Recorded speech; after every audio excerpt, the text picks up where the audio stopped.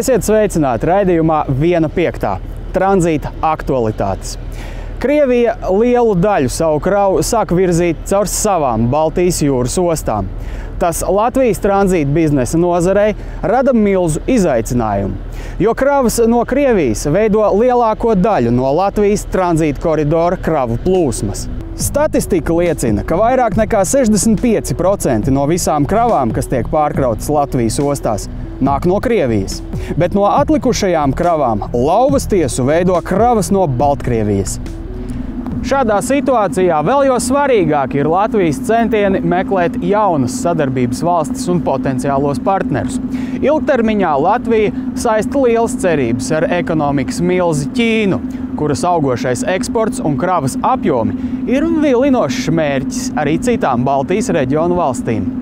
Atslēga uz Ķīnas kravām ir spēja nodrošināt nevainojami strādājošu transporta un loģistikas ķēdi, kā arī politiskie kontakti. Tomēr tas ir ļoti sarežģīts uzdevums. Lai izveidotu uzticamu un drošu loģistikas un transporta ķēdi no Ķīnas līdz Baltijas jūrai, ir jāiesaista daudz valstis un kompānijas. Latvijas cerība ir jaunā veidolā un maršrutā atjaunot vēsturisko Zīda ceļu, kas viduslaikos bija galvenais transporta maršruts Ķīnas precēm uz Eiropu.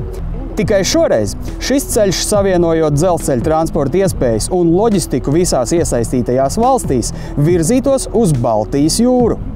Šādā veidā Ķīnas iekšzemes kravu nosūtītāji ietaupītu daudz laika, līdz ar to arī naudu. Šobrīd preces no Ķīnas uz Eiropu tiek sūtītas milzīgos konteineru kuģos. Latvijas piedāvātais maršruts preces no Ķīnas ziemeļu un rietumu reģioniem spētu nogādāt līdz Baltijas jūrai pat uz pusi īsākā laikā. Visaktīvāk šajā virzienā strādā valsts dzelzceļa kompānija Latvijas dzelzceļš. Šis uzņēmums jau kopš 2009. gada nodrošina ASV nemilitāro Afganistānas kravu nosūtīšanu un saņemšanu no Latvijas puses. Šis apgādes tīkls, kuru dēvē arī par jauno Zīda ceļu, nodrošināja un aizvien nodrošina NATO valstu karavīru apgādi Afganistānā un deva iespēju vēl plašākā mērogā parādīt sevi uzņēmumam LZ Cargo un LZ Cargo Loģistika, kas piedalās šajā loģistikas ķēdē. Darbs pie jaunu kravu piesaistes neapstājas. Vēl pagājušajā mēnesī Latvijas dzelzceļa pārstāvi piedalījās Kazahstānas tranzīta biznesa izstādē Tranzīta Kazahstāna 2013.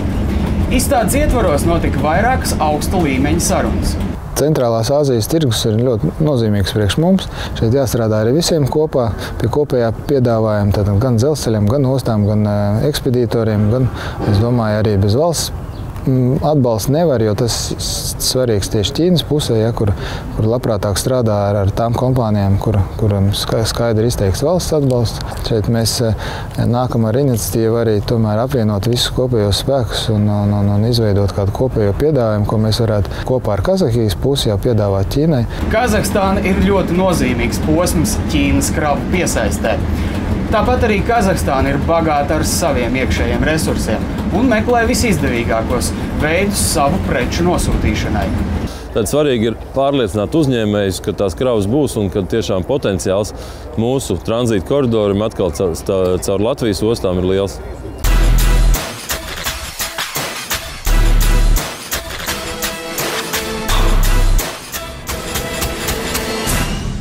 Mēs šobrīd atrodamies Rīgas brīvostas teritorijā Krievu salā, kas agrāk bija degradēta teritorija, jo lielu daļu salas aizņēma vecās Rīgas attīrīšanas iekārtas.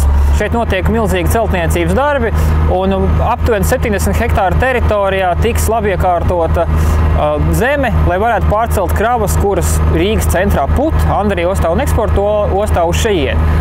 Un tad šobrīd tiek izbūvētas piestātnes gandrīz 1,5 kilometru garumā. Ja mēs paskatāmies uz materiālu, kas tiek izmantots, lai to mērogu saprastu, tad, piemēram, armatūra viena ir kā no Rīgas līdz Āfrikai, 2600 km garumā. Un milzīgs smilšu lauks, apmēram 3 miljonu tonnas grunts tiek izskalots no Daugavas un lai padziļinātu pie piestātnes, uzskalots arī uz šo salu. Krievijas salas projekts ir lielākais, kas tiek realizēts vispār Latvijā, un tādu projektu Latvijā nav bijis. No ieguvuma viedokļa ostai tas ir apmēram 30% kapacitātes pieaugums. Ja mēs runājam, ka mēs pārkarējam šobrīd 37 miljonu tonu, tad pateicoties šim projektam mēs varam runāt jau par 50 miljoniem tonu nākotnē. Pamatā kravas, kas šeit būs, tās ir ogles, kuras ir eksporta ostā un Andreja ostā. Šobrīd ogļu kravas no Rīgas brīvostas kravām ir aptuveni 40%. Tas nozīmē, ka lielu daļu ostu, vairāk kā trešdaļu, tiks izcelta vai padzīta no Rīgas centra. Galvenais iemesls, kādēļ vajag šo Krievijas salu, tāpēc, ka Rīgas centrā ir vides piesārņojums no putekļiem, trokšņa piesārņojums, kravas automašīnas, dzelzceļa kravas pašā centrā. Tāpēc to visu, lai dabūtu no centra prom, Rīgas brīvosta ar Eiropas fondu atbalstu izveidoja šo teritoriju.